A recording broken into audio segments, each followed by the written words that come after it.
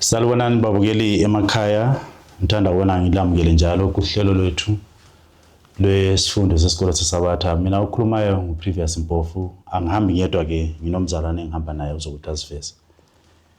Ngiyalibulisa abalaleli emakhaya, okhulumayo umzalwane uThabani isibongo ngesakwaSibindi. Siyabonga ke ngaphambi kokubana ke singene esifundweni sethu sisakuthi sithobe namakhanda umzalwane uSibindi asithandazele. Asikhuleke nini. Baba wethu osezulwini, ngale isikhathi siyabonga abana usigcinile sahlangana kule ndawo sonke singabaphilileyo. Ubana Nkosi ubuye sizofunda ilizwi lakho. Singathi Nkosi ungasipha inhlakanipho singenayo ukuze Nkosi abasimameleyo emakhaya bathole ke usizo ezimpilweni zabo ngesifundo lesi Nkosi sihlelile bana sithole ngazo insendiso.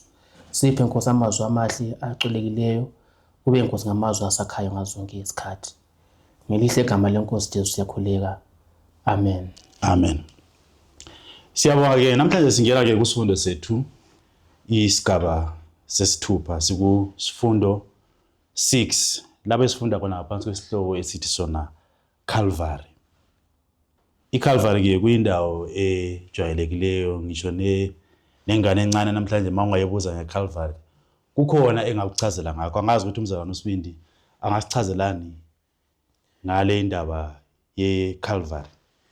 Indawo yaseCalvary kwakuyindawo ke enganhlanga. Ayindawo lapho ke zonke izigebenga ezilamacala asabekayo ezazilahlwa khona ngamacala azo zisifa ukufa okubuhlungu. Kuthiwa iGolgotha okuthiwa indawo yekhanda. So indawo le yeCalvary kwakuyindawo embi, akula muntu ethanda bana ayevakashele. Ngobona indawo ke eletha usizi lapho izigebenga zonke ezifumana amacala ezazilahlelwa zimpilo zayo kuleyo ndawo. Yeah, siyabonga ke iCalvary kwakuthiwa ke iGolgotha or iMount of Skull ngoba kwakugcwele khona lapho izinkakha ezigebengu zonke ezazikade zinjani zibulawa zonke ngokubethelwa ngaphi esiphambanweni. So ke inkosi yethu enguJesu Kristu la simthola futhi esetholakala naye ehamba esiya bethelelwa kuleyo ndawo yezigangi ngoba laye bemethesa icala elokuthi uzibiza ngokuthi uyindodana kaNkulunkulu. So ke mangasingena esifundweni sethu sisakuthi sithole kabanzi ukuthi yini esiyiphatheleyo lapha ngeCalvary. Sithola amazwi okuvula ke lapha encwadini kaGalatia ngo-3 evesini lika 13 ifundeka kanje ithona ithi Christ hath redeemed us from the curse of the law, being made a curse for us, for it is written, cursed is everyone that hangeth on a tree. So uKristu lapha ke sithola ukubana uthe wasihlenga kuhlazo elokubana silahlwe ngumthetho. Yena uKristu ethatha indawo yethu. Njengalokhu kulotshiwe ukuthi uqalekisiwe umuntu olenga kuphi emthini. Ngoba umuntu ethe wephula umthetho kaNkulunkulu ngoba sasithe sephula umthetho kaNkulunkulu ngabazali bethu, bekumele ukuthi sonke sithole isijeziso sokuthi siye ngaphi siyolengiswa emthini. Kodwa uKristu kwaba nguye ke othatha indawo yethu kubana ayekufa on our behalf ukuze thina ngokufa kwakhe sithole ini ukuphila okunaphakade. Sigangalela lapha umanduleli wesifundo sethu esiwuthola ku Desire of Ages page 741 uthi lapha Adam and Eve were banished from Eden. Christ our substitute was to suffer without the boundaries of Jerusalem. He died outside the gate where felons and murderers were executed. Yiyo le ndaba esike sakhuluma ngayo lapha ngaphambilini ukuthi ke indawo yaseCalvary or iGolgotha kulapho izigebengu ezazijeziselwa khona ngokubulawa zibethelwa ngaphi esiphambanweni. Uthena ke uAdam noEva nabo masebethe bona bedle emthini okwazi okuhle nokubi baxoshwa bakhishwa ngaphandle kwani kweEden. uKristu naye njengalo thatha indawo yokuthi aye kufa ngehlazo leli elalingelethu, naye uthathwa akhushulwe ngaphandle kwani komuzi waseJerusalem. Angazi noma kukhona mhlawumbe umzalwane angakuphawula lapha. Ngithanda kakhulu ke umuca nalo okhuluma ngoAdam noEva wabehlala ensimini yaseEden, endaweni eyayinhle okumangalisayo, bephiwe into yonke ababengayenza, but ngenxa yesono leso omele basifele baphoselwa ngaphandle bayahlupheka bona asibezwa besifa ukufa ufana nokaKristu bafa ukufa kwesonto ngoba babeqalekisiwe but uJesu Kristu ke ongumdali wethu nabo Adam uyasusa uyangcwatshwa umbu uyabulawa ngaphandle kwamasango. You can just estimate na ihlazo ayeliphethe ngesona ezangasenze akazange abe ngumuntu kodwa ngaye thina namhlanje saba ngabantu. Amen, siyabonga. Okunye ke futhi okubalulekileyo ngokufa kwaKristu ekhushelwa ngaphandle komuzi waseJerusalema kwakukhomba okwakuqinisekisa ukuthi uKristu mangaye esiyakufa ukufa kwehlazo elinjalo wayengafela amaJuda kuphela. Kodwa ke ukuthi akhushelwe ayebulawela ngaphandle komuzi waseJerusalema kuyinto ekhomba ukuthi ufele amaJuda waphinde wafela lawo bani nathi abezizwe akade singafanelanga ukuthi sinikezwe ini ivangeli ke ngokungachithi isikhathi ke sizongena ke sibheke isigaba sesokuqala esesifundo. Sibheka lapha ke ingxenye eyathi yadlalwa ngamabutho eRoma ekubethelweni kabani kukaKristu. Masibheka umbuzo wokuqala lapha nasithola impendulo kuMathewu 27 evesini ka27 kusiya ku30 uthena lapha, and Pilate had delivered Jesus to the Roman soldiers. What did they do? Or after Pilate had delivered Jesus to the Roman soldiers, what did they do? UPilate mangaye esebekile isinqumo sakhe esokuthi indaba kaKristu uyinquma kanjani, uthatha uKristu umnikezela kubo bani kumabutho. Amabutho enzani? Kulento eziningi amabutho azenzayo amkhumula impahla zakhe, they stripped his clothes, base bemgqokisa umqhele wameva. Angazi babukile emakhaya ukuthi liyawazi ameva ukuthi into enjani.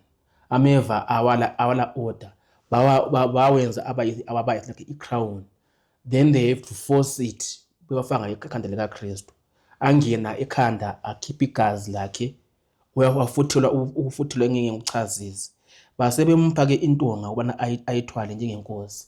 Babemhleka uSulu ngaleso senzo bempha intonga ubana ke abuse since eyinkosi yamaJuda. Base bemhleka besithi kuye bayethe inkosi yamaJuda. Base bemkhafulela amathe, babe baningi labo bantu. Base bemkhafulela amathe, just imagine umzimba kwabuka kanjani uzogcwele amathe abantu abashiyeneyo, and then omunye kuthiwa wasemshaya ke ekhanda lapho umqhele wameva wawukhona emshaya ngentonga.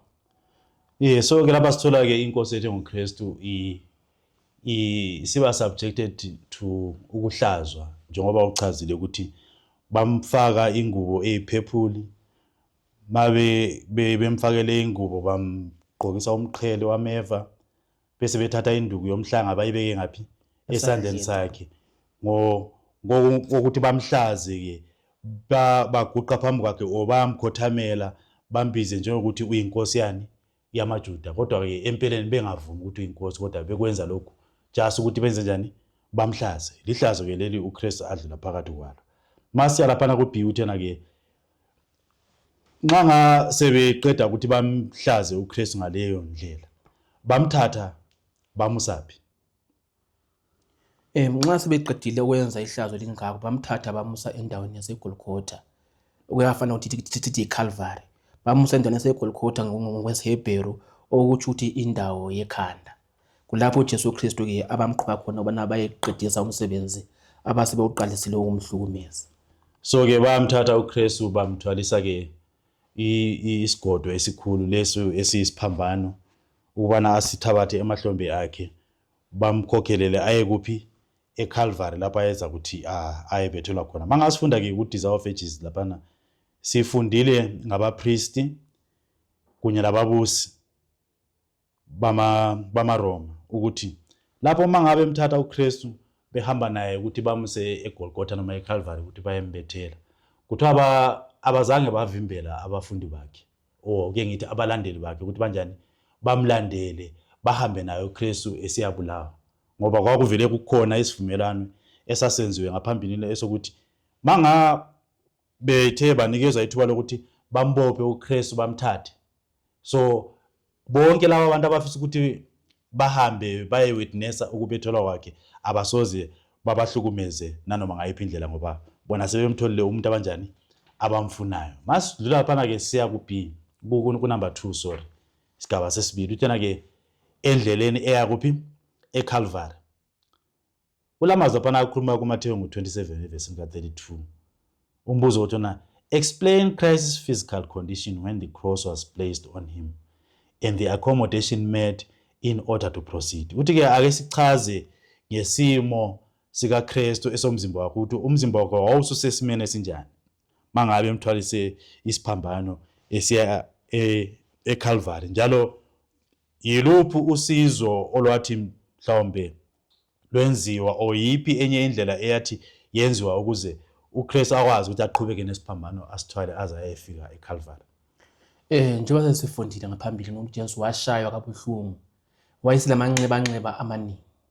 Kanti lapha nxa ubala uDesire of Ages iyasitshela ukuthi uJesu Kristu ke since Passover uyengazange adle ukudla. Wayeselambile, imagine from ubusuku bonke, from Annas esiya kuCephas, Cephas esiya kuPilato, Pilato esiya kuHerod, Herod uphinde futhi abuyile futhi kuPilato okugcina. So ke amandla oluntu ayaphelelwa. And on top of that ke eseqotha umqhele wameva uphiwa isiphambano bana asithwali ahambe nazo. Wasethwala but endleleni amandla oluntu kuthiwa aphela. Nxa kunjalo ke uNkulunkulu uyaprovide ezinye izinto, uyasenzela ezinye izinto singacabangeli. Waqhamuka uSimon waseCyrene ezihambela la ngohambo evela kwenye country, uzwa umsindo wabantu abalwayo kumbe abantu ababanga umsindo. Uyabona umuntu lo ohlukumezwe ngumuntu othubekileyo, umuntu innocent. Bona amasotsha nxa bembona uSimon benza ngathi bayamqilibeleza ukuthi athwale isiphambano. Kwathiwa uSimon ngokuthwala leso siphambano kwaba yintokozo kuye. Ngalolo langa kuthiwa wayethola insindiso. Kanti futhi imbali kaSimon ukuthi wengasomfundi kaJesu, kodwa wayelabantwana bakhe abathile abethandana bona bezwe ilizwi lenkosi. Nxa embonayo uJesu ngalolo hlobo kuye uSimon waba kwayintokozo ngoba kwaba lusuku lana ambonayo umsindisi lo ayezwa ngaye. Njengoba lelanga lapha azimisa bona enza umsebenzi ukuthi ke athuthukise impilo ngecebo lensindiso. Amen. Siyabonga ke uKristu lapha njengoba sewuchazile sithola ukuthi waye ekade hanjiswe ubusuku bonke kwaze kwafika isikhathi ukuthi kuze kuse kube sekuseni engazange waphumula, engazange wadla, engazange waphuza amanzi. Amandla oluntu yenze njani? Aphela ngoba kuthiwa wathi manga esithwelele isiphambano sasisinda sinzima okwenza ukuthi awe aquleke. Abuye avuke basibuyisele kuye isiphambano abanthili kuze kufike esigabeni sokuthi bayehlangana lale indoda enguSimon waseKurene. uSimon ke kuthiwa la ngoba ebona isixuku sabantu esikhulu wasondela enenjongo yokuthi ayebona ukuthi kathi abantu babuthana kanje kwenzakalani. Uthola uKristu ulele phansi ngoba wona amaJuda kwakuyisikhathi sokuthi kuze ini iPhasika babengazimisele ukuthi babambe isiphambano sikaKristu basithwale besaba ukuthi sizoba njani, sizobangcolisa. So ke bayathatha ke lo owezizwe onguSimon, bathatha isiphambano basibeka phezulu kwakhe ukuthi kube nguye oqedela lo hambo olukaKristu lokuthi bahambe bayemfikisa kuphi entabeni yaseGolgotha. So ke uSimon njengoba kwachaza ngayo ukuthi yena wayengayisiyo umlandeli kaKristu, kodwa kuthiwa amadodana akhe ayengabalandeli bakaKristu. Babeke bamchazela wayeke wayebezwa bekhuluma ngale ndoda ebizwa kuthiwa ngubani, nguJesu Kristu, oyenza imimangaliso, osilisa abantu, onikeza izindaba ezinhle ezevangeli. So he had to get this chance yokuthi ahlangabezane lale indoda ngesikhathi sayo sani esokugcina lapho isiyabethola kuphi esiphambanweni. Kuthiwa wasithwala lesi siphambano sikaKristu uSimon ngentokozo waze wasifikisa eCalvary ngenxa yeprovidence ayinikezwayo. Kuthiwa lokhu ke kwamholela ukuthi ke nanoma esesuka lapho kuthiwa akazange wabheka emuva uSimon, kodwa waqhubeka esiba laye ngumlandeli onjani, opheleleyo kaKristu ngoba esenobufakazi obupheleleyo ngayo. Siyakubhila phana sithola impendulo kuLuka ngo-23 verse 27 kuya ku-31. Uthi yena lapha, hearing words of sympathy, what did Jesus prophesy? uKristu eselaphana eCalvary uzwa abomama bayakhala ngithi bakhala ngoba bebona isenzo sokuhlukunyezwa uKristu ayedlula phakathi kwaso, echaywa, ekhafulelwa, ehlazwa ngazo zonke lezi ndlela ababezenza abebutho lamaRoma. uKristu uprofeta athi uJesu ke sengathi akanaki ukukhala kwabomama laba abemzwela usizi. Yena I believe wasebonile ukuthi ke lokuhamba soluphelile. Sensazokufa lapha na. But nazafa ngivuke. Lina bomama lesalayo lizabona ukukhulu okwedlula mina. So uyaprofita ngedestruction imbili ngokubhidlika kweJerusalem leli zathi lichithe nxa inezihambile ekhaya lasezulwini. So ke uyabatshela ukuthi madodana aseJerusalem likhalelani na, lingangikhaleli mina. Sikhaleleni labani nabantwana benu. Amagama anzwisa ubuhlungu lawa athi wona ke uthi bhekani ziyeza izinsuku lapho ke eliza kuthi babusisiwe abanjani abangazange bazali. Ukuthi uzabona into enkulu kakhulu ke ukuhlupheka kwensali eyizaba khona. So ukuthi kuBaMaria labafundi lingangikhaleli mina I have conquered already. Sikhaleleni nina labani labantwana benu ngoba bazalizingela balibambe abanye bazakufa lize lifisi ngabe azange ninjani azange nizale. So ke engufunda ukuthi ke la nxa sisehluphekeni nxa sihlupheka thina namhlanje masadinga attention yabantu ukuthi abantu basikhalele kakhulu. uJesu azange asikhalele yena ngoba wayewazi ukuthi nake ipurpose yami ukuthi njani ngife emthini. But nxa wayehlupheka efuthelwa wazwela labo mama labo ke ababuka bemthanda kakhulu. No, I appreciate your love, but okuzayo kini kubuhlungu edlule kwenjani enginakho. Nxa kusiza kanje emthini omanzi kuzoba njani emthini omileyo. So ke uKristu uveza leso siprofeto esokuthi athi kubo madodakazi aseJerusalema lingangikhaleli mina kodwa sikhaleleni nina lani nabantwana benu. uKristu njengoba uchazile wayesebhekena ngaphambilini wabona isenzo sokubhujiswa kwani kweJerusalema, wabona bonke laba abantu ababekhona lapha bonke besenza njani bebhubha bengasindi ngesikhathi iJerusalema injani ibhujiswa. Kukanti ke futhi mangawe uyifunda uqhubeka usiya phambili ukuthi Desire of Ages iyachaza ukuthi uJesu wabona futhi ngitsho nokubhujiswa lokho kuza kuthi kwenziwe nini ekugcineni okwani okomhlaba wonke. Lapho abantu abaza kukhala khona bagijima bathi izintaba isiweleni ukuze lisifihle elakeni lalowo njani ozayo. So uKristu wayebona ke abantu bonke laba bebhubha ngembubhiso enjalo. So ke nathi ke namhlanje ke kuza kithi njengesifundo esokuthi sihlale sisazi lathi ukuthi ngelinye ilanga lo mhlaba esiphila phambi kwawo uza kuthi njani ubhujiswe. Kodwa ke ngoba uKristu ehambile indlela yesiphambano uyihambele khona lokho ukuthi enzele mina lawe indlela yokuthi sinjani siphephe kulokho kubhujiswa ngokuthi simamukele njengomsindisi, sihambe ezinyathelweni zakhe, siphile ngokwentando yakhe ukuze egcineni sisinde elakeni lakhe lolu aza ukuthi azolibonisa umhlaba ekugcineni. Siyaqhubeka ke siya esigabeni sika number 3 sesikhuluma ke ngakho ukubethelwa kwakhe uKristu, the crucifixion. Uyabuza laphana ku-A uthena, describe the scene of Calvary and its particular heart-rending effects on Jesus' mother. Uthi ke chaza ke isehlakalo sase Calvary ikakhulu umphumela waso lesisehlakalo owathi waba phezulu kwenhliziyo kanina kaKristu uMaria njengoba wayekhona ukuthi azowitnessa abone indodana yakhe injani ibethelwa esiphambanweni. So kwenzakalani? So ke engunanzelayo futhi onzubuhlungu isigameko ezintathu lapha.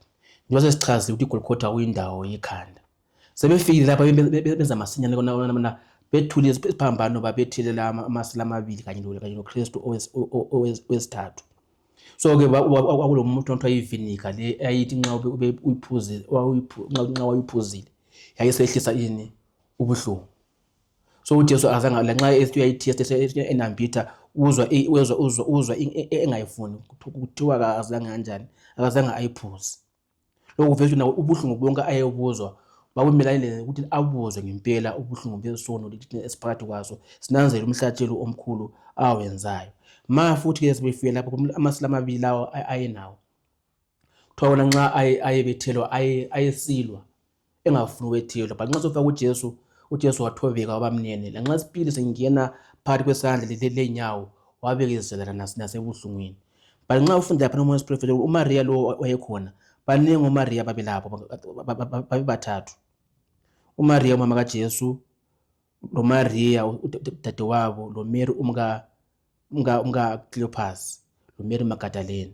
So uma kaJesu-ke wezwa ubuhlungu nxa uJesu-ke esokunguye obethelwayo, ebuka amasela amabili esilwa engafuni ukubethelwa, wazi ukuthi nxa kambe sho umntanami onguMesaya njengoba mina ngikwathi uJesu uzaba inkosi, uzavumela yini ukuthi-ke laye afe njengendlela leyi amasela lawo la abethelwa ngayo. Wayestile ecabanga ukuthi uJesu uzaba inkosi, maybe uzayenza enye miracle aphunyuke kulobo buhlungu akumele abuzwe. Kuthiwa wakhathazeka nxa ebona uJesu ilala esiphambanweni bethatha isando bebethe esandleni sokuqala lesesibili. Kuthiwa uMaria wehluleka ukubana azibambe, wafeyinta. UJohane wayembambile labanye omama belapho bamnyeka uMaria wawaphansi-ke esefeyintile. Wayesehlukana ukubana azibambe ngobuhlungu ayebuzwa njengomzali ebona umntanakhe efuthulwa ngendlela ebuhlungu. Kuthiwa wake wazama ubona mhlawumbe abe afake isandla ubana asize uJesu, but abaphathi kumbe laba ama-authorities awazange abamvuma ukubana-ke asize umntanakhe owayefuthulwa ngendlela enganhlanga.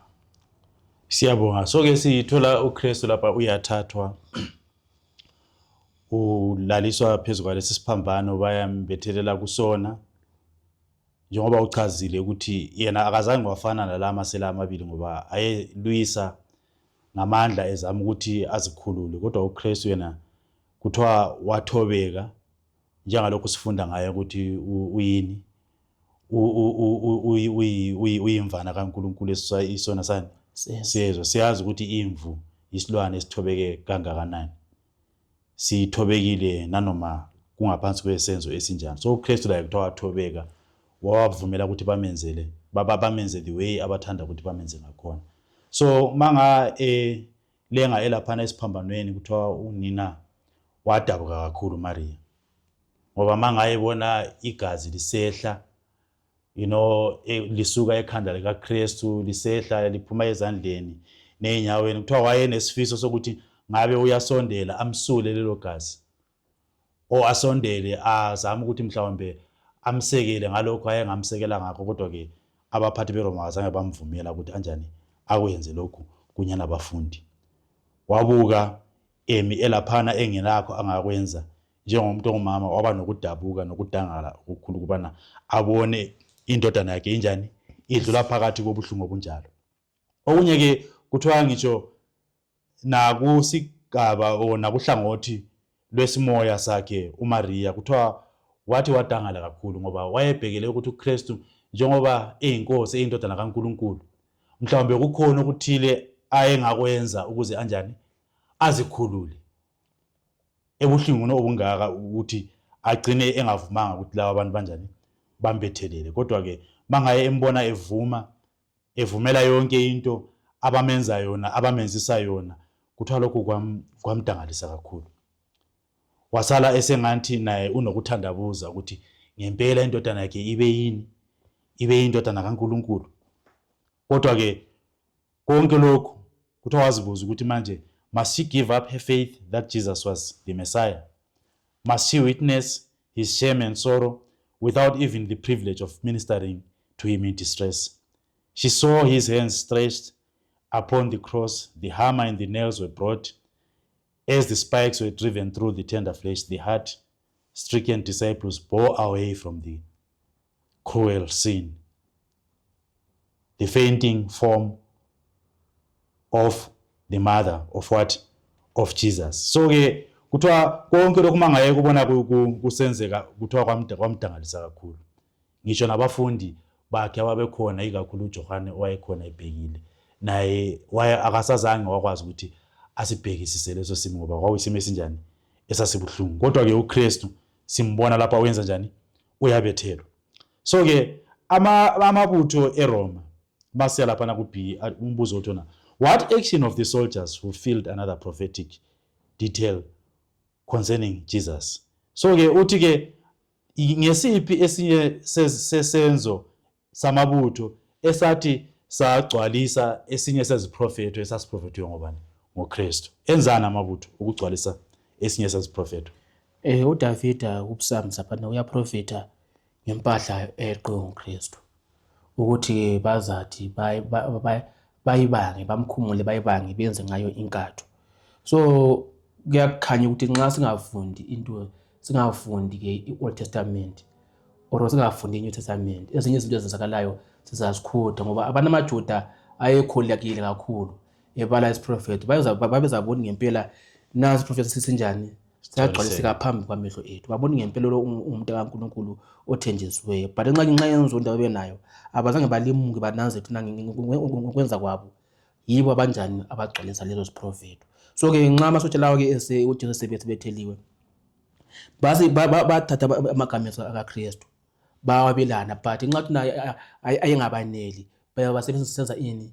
Inkatho ukuthi no ozathatha ibinge yakhe uzahle njani, izahle ibinge yakhe. So bazidabula benza inkatho ngazo babelana ngazo. Kanti ke isiprofethi nje wangenza nje nxa uJesu uthi ke ama-enemies kaKristu ke asegcwazele leso siprofeto ke baba njengezinja ezizungaze isidumbu zibanga igazi lani lomuntu ofileyo. Benza njalo amasotsha nxa ke zibebanga impahla zikaKristu. Amen. Siyabonga ke bagcwalisa ke isiprofeto njengoba uchazile ngokuthi babelane izembatho zikabani? ZikaKristu. So ke kuthiwa bazisika zaba in 4 parts, iziqa ezingaki ezine, bazabelana ke lezo zingubo. Kodwa ke kuthiwa kwakukhona le ingubo enkulu uKristu ayigqokile kuthiwa ze coat or eyayilijazi, kuthiwa yayingenamphetho ke leyo ngubo, yayithungiwe ingenamphetho. Bathi mangabe ebhekile ke leyo ngubo bathi lena angeke kufaneleke ukuthi sinjani? Siyabelane. Kodwa ke into esingayenza sizodlala inkatho, then ke lo inkatho ekhomba yena ke ilo ingubo izonjani? Izothathwa inikezwe yena. So ke kanjalo ke bathi baqhubeka ngokuthi babelane impahla kabani? kaKristu. So ke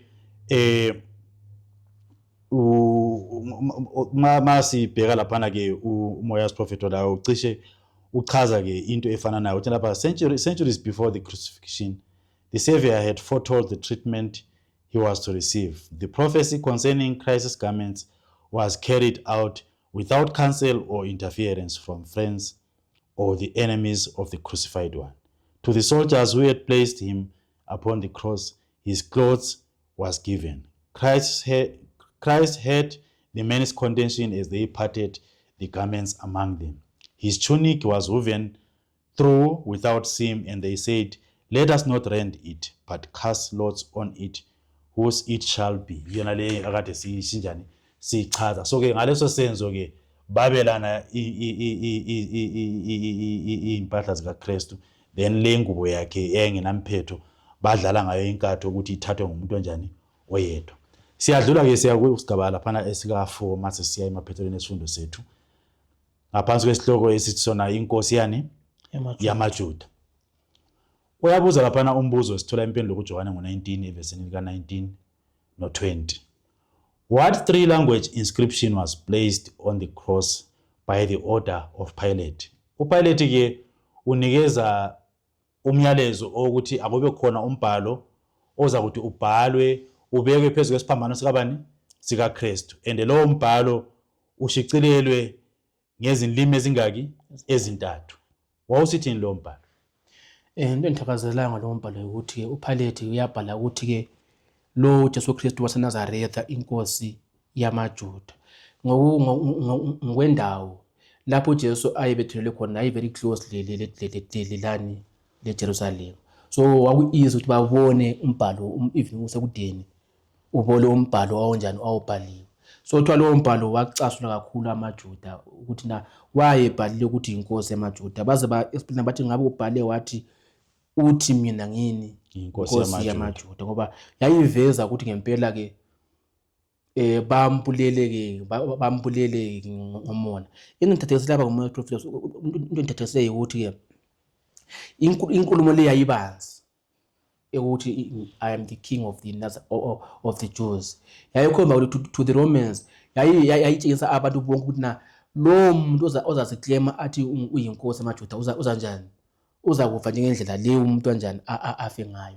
But nxa usiya ngaphansi nxa ubhala umoya prophet lo ogcineni uthiwa amazwi la nxa prophet wabhala ayabhalwa ngumune okaNkulunkulu kumbe wabhalwa ngamandla kaNkulunkulu kona ke uveze ke imbali kaKristu. Ngothiwa abaningi nxa bayibona lo mbhalo bagijima baye ethempelini, bagijima baye ezindlini abantu bayixwayisisa imbhalo ukuthi na lo muntu lo ngabe ngubani. So ngalowo mbhalo kwaba yi-missionary activity. Abantu abaningi bathola insindiso ekubeni amaJuda ayengafuni ukubhalwe njalo, but ithenze ukuthi ke kwaba yesigijimi abantu abaningi abagijima baye endlini bayaphinya imbhalo ukubona babone ngabe umuntu lo wayevele ungubani. Bakhona namhlanje abazasindiswa ngalowo mbhalo wawubhaliwe ngalesa sikhathi. Yeah, so ke sithola ukuthi uPilate njengegovernor or njengomuntu wayinkosi unikeza isiyalezo i-decree ukuthi akubhalwe umbhalo othena Jesus of Nazareth, the king of what? Of the Jews. Uyebekwa phezu kwesiphambano sikaKristu, ushicilelwe ngolimi lwesiHebheru, ngolimi lwesiGreek, langolimi lwesiLatin ukuze abantu bonke bakwazi ukuthi bawufunde, bawuqondisise. Njengoba uchazile ukuthi amaJuda awubaphathanga kahle ke lo umyalezo onjalo ngoba bona babengamamukeli uKristu njengokuthi uyinkosi yabo, bathi akubhalwe ukuthi ubezithi. uPilate kuthiwa out of intukuthelo ayenayo, especially ngokuhluleka wakhe ukuthi amkhulule uKristu, kuthiwa wakhuluma wathi ngikhulumile njani, ngikhulumile kuquki, akubhalwe kanjalo. So ke kwabhalwa kwema kanjalo ukuthi uKristu uyinkosi yamaJuda, kusenzela ukuthi wonke umuntu ozafika lapha eJerusalema awubone lowo mbhalo. Njengoba uchazile ukuthi abanye bathi ngokubona lo mbhalo bahamba bahlala phansi bahlolisisa izibhalo ukuze bazwisise ngale nkosi yamaJuda ebethelwe ngubani, enguKristu. Siyadlula ke lapha siya ku number B uthena ke, what did Jesus pray on the cross and who did it include? uKristu ke mangaye lapha esiphambanweni elenga emthini ukhuleka umkhuleko othini, njalo lo umkhuleko wakhe kuthiwa wawuhlanganisela abobani? Umkhuleko lo umkhuleko onthathekisile kakhulu. Ngathi mina ngimuntu osilelayo kulowo mkhuleko. uJesu uthi na baxolile Nkosi ngoba abanjani abakwazi abakwenzayo. So ke namhlanje kunzima ukuthi sixolele abantu abasonileyo. Nxa umuntu esixolisa manje sikhanya ubona nxa ngixolisa ukwenza nompofu umpile something ekhaya umpile inkomo umpile imali hayi babumpofu lapha ngonile ngicela unjani ungixolele. But uJesu abantu abambethelayo ukuthi Nkosi ngicela ubaxolele ngoba abakwazi abakwenzayo. Oqala abantu la alibana bema lo mkhuleko bawuzwisisa then babezaxolelwa njengoba abaningi babanjani baxolele at that moment. But abaqhubekayo besenza okubi uJesu ke akachaza ukuthi uzabenza but bazamelana losuku olukhulu lapho bazamukela khona isigwebo sabo. So lo mkhuleko wakhulekelayo kazange awukhulekele kuphela abantu laba abekhona lathi esiphila namhlanje uzokugcina siphakathi kwalowo mkhuleko ukuthi njani siqolile ngokwempela izono zethu. Sengathi Inkosi ke ingasipha amandla lathi nxa siqolile samukele uxolelo oku-freely charged okuphiwe kungenantengo. Mina uJesu uthi la nxa sisonile into yanjani iyasixolela njengendlela axolela ngayo ke abamphatha kabi ngalesana sikhathi. Amen. Siyabonga ke wona lamaza kuLuka 23 verse 34 uKristu ekhuleka lo mkhuleko. Siyavezela lapho ukuthi lo mkhuleko ubugoqela abantu bonke abaza ukuthi baphile o bazalwe babe khona kuphi emhlabeni. Ngithande kakhulu inkulumo ekuDesire of Ages page 745 kungumuca nje omfishane kodwa ngizathanda ukuthi ngiwufunde siwuzwisise. Uthi ngaba the prayer of Christ for his enemies embraced the world. It took in every sinner that had lived or should live from the beginning of the world to the end of time. Njengoba sichazela ukuthi wawugoqela bonke abantu abayizona abazakuthi baphile lalabo abasazophila kuze kufike emaphethelweni awomhlaba. But ake sithatheni le inkulumo sizwisise elandela ithona ke. Upon all rests the guilt of crucifying the Son of God. Uthi bonke abantu abazakuthi baphile emhlabeni lalabo abasazozalwa babe khona baphile bonke phezulu kwabo kuyamele icala elokubethelela ubani indodana kaNkulunkulu. Lathi sinje besingekho kodwa ke siba la kucala elinjani elifana nayo ukuthi lathi sibethele indodana kabani kaNkulunkulu o sibangele ukuthi indodana kaNkulunkulu njani ibethele. Kodwa ke na inkulumo enhle ebuya ithona ke, to all forgiveness is freely offered. Whoever will may have peace with God and inherit eternal life. Sonke sinecala elokuthatha indodana kaNkulunkulu sibeke ehlazweni lokuthi iyebethelwa esiphambanweni isifa endaweni yethu. Ithi sonke sithola ithuba elifananayo elokuthi manga simamukela uKristu siyaxolelwa osinikezwa ukuxolelwa ngokungenani ngokungenambadalo. uKristu uyasixolela asamukele sibizwe ngokuthi yisini singamadodana lamadodakazi kabani kaNkulunkulu. Siyaka esigabeni sokugcina esika number 5 esithi sona kuphelile, it is finished. Uthi ngalapha, name one aspect of the noble example Jesus left for us. Ngathi namazwi siwatholile lapha kuJohana ngo-19 verse 26 no 27 manga siyasonga isifundo sethu. uJesu unakekela umzali wakhe uMaria. uMaria by that time wayeselahlekelwe ngumkakhe uJoseph. So she was a widow. Wayeswele umuntu ongamnakekela. So uJesu ke waveza ukuthi lanxa ephakathi kobuhlungu obukhulu efuthelwa akazange akhohlwe unina wakhe owayesengumfelokazi. Uze alaye uJohane othandekayo ukuthi ke Johane bheka ubani umama. uJohane nxa undawo ibala uJohane from that time kuthiwa wamgcina uMaria kwaze kwaba sekufeni. I believe kulapho ke uJohane athola khona isibusiso ukuthi agcine ubani uMaria ukuze kuthiwa nguJohane umfundi othandekayo owafa ukufa kwemvelo azange abulawe akazange agwazwe akazange uJohane wazifela ukufa kwemvelo up to into futhi unguye umuntu owabonayo ke ukubhidla kwani kweJerusalem. Unxa uthi wanakekela umama kaJesu nxa wayesebuhlungwini. So yesifundo namhlanje sitholayo kumele singakhohlwa abazali bethu. Thina namhlanje asihluphe kanganje asihluphe njengoJesu owakhumbula unina esesiphambaneni ezibuhlungu. Thina manje lathi siyaziphilela makuthi sikhumbule abazali bethu, especially labo ke asebengabantu asebekhulile abangalabo umnyeni babo. And I believe abompofu ukuthi na awumelanga mphi uphela umzali ngedwa. Ngithi laba abazali bonke abangaphi abasenkonzweni abadinga usizo kumele nginakekele imphefumulo uNkulunkulu ke ayidalileyo emhlabeni. Siyabonga ke uJesu utshela umama wakhe laphana elenga esesiphambaneni utshena, woman behold thy son. Uthi mama bheka indodana kabani yakho emkhomba kubani kuJohane. Aphinde akhulume futhi inkulumo efana nayo kuJohane athi, son behold thy mother. Kusukela ngalolo suku ke kuthiwa uJohane wamthatha uMaria wamgcina ekhaya lakhe.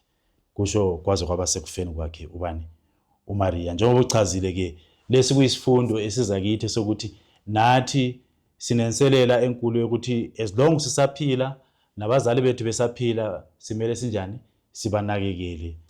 Of course not ukuthi sinakekela kuphela abazali bethu ngoba besizala kodwa nabo bonke abantu abasezingeni lokuthi babe ngabazali. Umbuzo wethu wokugcina sithola impendulo kuLuka ngo-23 evesi lika 39 kusiya ku-43. Uthi yena lapha, whom did Jesus serve during the final moments of his sacrifice? Lapha ke mangase sifike egcineni sithola uKristu esesindisa isela elalibethelwe kunyelo bani naye. Ngoba sifunda ukuthi kwakukhona amasela amabili, kuthiwa elinye isela likhuluma inkulumo yokudelela libhekise kuKristu ukuthi njengoba wona uyinkosi kanti kungani ungasisindisi thina la uphinde unjani uzisindise. Kodwa-ke kuthiwa omunye umlingani wakhe lapha uyamkhuza ukuthi ayifanele le inkulumo oyikhulumayo ngoba thina namhlanje sibethelwe lapha singaphansi kwehlazo elinje ngoba vele siyadeserva ngoba sinjani sonile. Kodwa lo esibethelwe kunye naye ngoba eyinkosi akanacala. Athi nxa esekhulume kahle kanjalo ngoKristu athi ndodana kaNkulunkulu ngicela ungikhumbule nini uma usufikile embusweni wakho. uKristu uyamphendula uthi namhlanje ngizoba nawe kuphi eparadise. So-ke isifundo bani esisifunda kuleso sezo uKristu asenzayo lapho ethembisa insindiso kuleli sela elalibethelwe kunye naye masisonga inkulumo yethu yonke? Isifundo esisitholayo ukuthi oqala amagama ethu esiwakhulumayo ukugciniwe kwempilo yethu aqakatheke okumangalisayo ngoba ayaveza ukuthi siya ngaphi. Isilaleli elathi ungikhumbule embusweni nxa ubala kahle indaba yayo imbali yalo lake lezwa ngoKristu esesemhlabeni but alizange linjani livele kuye ngoba lalisesaba amacala alo. So nxa seseCalvary ngaliyabona umuntu lo man ngeke ngezwe ngaye ngoba uyathi umuntu inkosi ungikhumbula ngaso njani ususiza ukuthi i-ID ukuthi umuntu lo ungubani uyinkosi. Awusikho ukuthi into le kwaba emergency mphoko wakhumbula ngokuthi uJesu isenza ayenza yagcola indawo yonke eJerusalem. So iselalo lezwa ukuthi umuntu lo unamandla amakhulu. Nanga umuntu lengizwa ngaye namhla kunjani ngilaye lapha eSimanweni. So azange lahlekelwe insindiso even esiyakufa but na saved in the 11th hour. Lapho ke impilo ke semaphethelweni wawubona namhlingi wami. So noma ngasiphi isikhathi kuphela nxa uthi uJesu umvumileyo uza kuba nawe. So nxa efayo asikuthi wahle wayezulwini. Uchazile lapha kuBible from the ancient Eastern text page 1049 uthi naye ancient texts were not punctuated. The comma in Luke 23 verse 43 could come before or afterward after today. So ke isela lele lafa lele ethuneni namhlanje limilele ukuza kwabani kwenkosi okwesibili. But amagama umbuzo ombuzo wona ke uqhakathekile ubona ke into esingayifunda namhlanje ukuthi na uJesu emamukele namhlanje whether ngiphilile kakhulu nxa ngiphilile ngoba tomorrow angikwazi ukuthi na ngizavuka ngesimo ziphi mhlawumbe ngivuke ngiphile. That nxa thuba lifikileyo mangayenzi indlela yami ibenjani belukhona mangahle ngimfuna lelo thuba entolileyo linganjani lingaphindi futhi libuye futhi empilweni yami. So isela leli ngiyabonga amandla ukuthi nxa lalifuthelwa lapho lo ungumsindisi wami lo Nkosi yami nxa usufikile embusweni ungikhumbule nxa la usufikile. And futhi iqala linjani qala likhuze omunye walo uthi no asamukeli kuna sifa ngenxa yani isenzo sethu. We must die because sonile. That's ikuvuma lokho akwenzayo. But lo muntu lo oselapha akaza kanjani akazange awone abesithi Jesu ngikhumbule mase ufike embusweni. Nxa ufunda phana umoya umasiphethe nxa uthi nake by that time umhlaba wanjani umhlaba watremble umhlaba waba khona earthquake. Umpriest esethempelini ke elingobana ahlaba umhlatshelo wayephethe inkemba efuna ubona ahlabe yawa inkemba phansi izinyane lanjani laphuma labaleka. Why labaleka? Because umhlatshelo omkhulu onalo wawukhonjwa yilo mfana ofana ifana isikhathi wawusonjani wawusukhona emthini wonke umuntu wona afinyele athole insindiso engazange ahlaphe imvu engelacala omela abheke esimanulu lapho uJesu kanjani afike khona ukuze athole insindiso. So ke umhlatshelo lo umpriest awenzayo wawusuphelelwe ngamandla ngoba umhlatshelo omkhulu ngoKristu wawusulenga emthini waseCalvary. So ke masikhumbuleni ukuthi ke mabalaleli amandla kaKristu noma ngasiphi isikhathi umoya uhlebe unyenyezela uma ungalenqabilelo lizwi funa kube your last opportunity ngaphi emhlabeni. And lathi abapriest singabi ngabantu abasheshayo ngasahlulile because umhlatshelo onjani wenziwe emhlabeni ukuthi wonke umuntu okholwayo mayelamukela lelo lizwi uyathola impilo engunaphakade without being judged by the priest or by the elders. Kuphela ngubani uKristu wasezulwini. Siyabonga ke uKristu manga eqeda ukuqinisekisa kule indoda elisela ukuthi namhlanje ngizokuba nawe eparadise. sithola ukuthi esikhathini esifishane esilandelayo kugcwaliseka amazwi lawo uKristu akhulumayo athi kuphelile. Mayethi kuphelile uKristu kuthiwa wenza njani? Wafa. Kodwa ke mangase siwafunda ku-Desire of Ages njengoba kwaphawula kancinyane.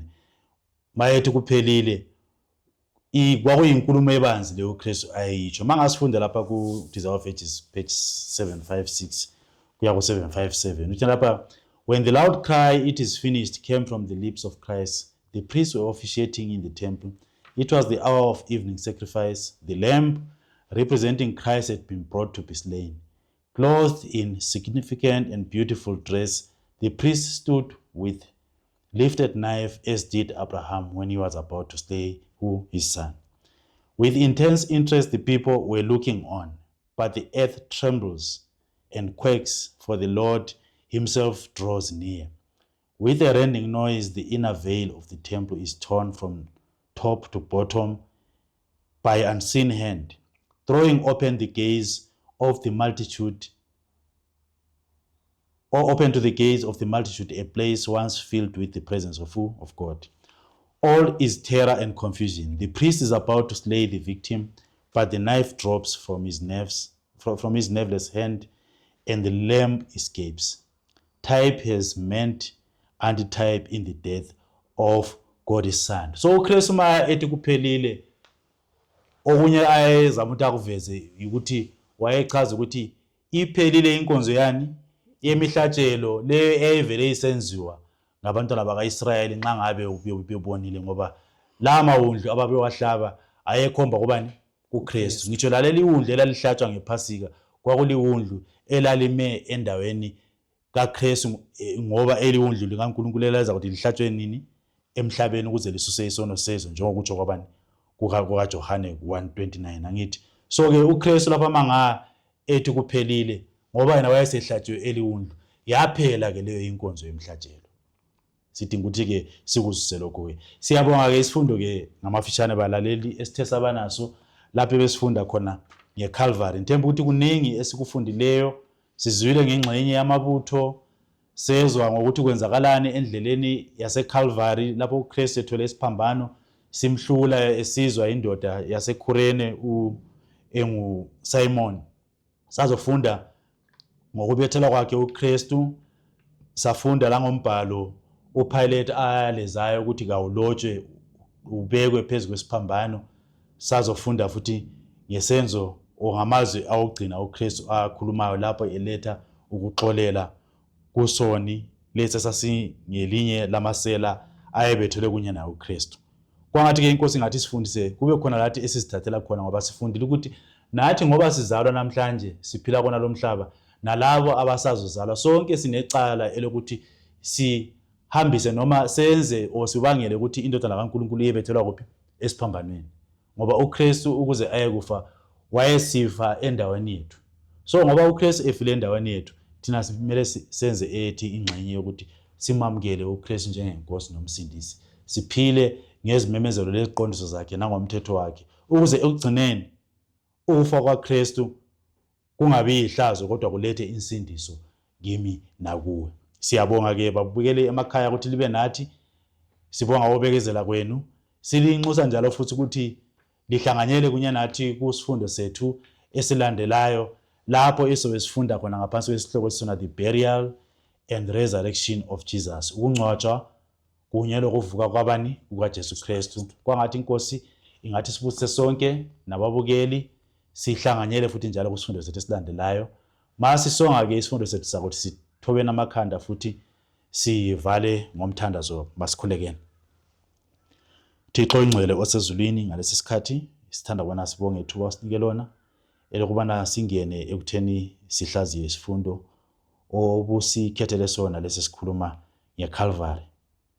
Siletha nesibongo esikhulu ngomsebenzi owasenzela wona ukubana usinikelele indodana yakho ukubana ihambe iye kufa emthini waseCalvary ukuze thina sonke ngegazi layo sithole kuhlanzwa ezonweni zethu. Phasana lathi usinakekele abantu munye ngamunye emagumbini amane omhlaba. Siyazi ukuthi siphila esikhathini sokuphela lapho isitha esinguSathane sisebenzela ekutheni sisuse ekutheni sizwisise amaqiniso akho, ikakhulu lawa aphathelana lesiphambano. kwenze kube isifundo esicacile kithi thina sonke, sazi ukuthi nanoma isiphambano kwakuyisenzo sehlazo, kodwa ke thina kulelo hlazo kulapho esathola khona insindiso yethu.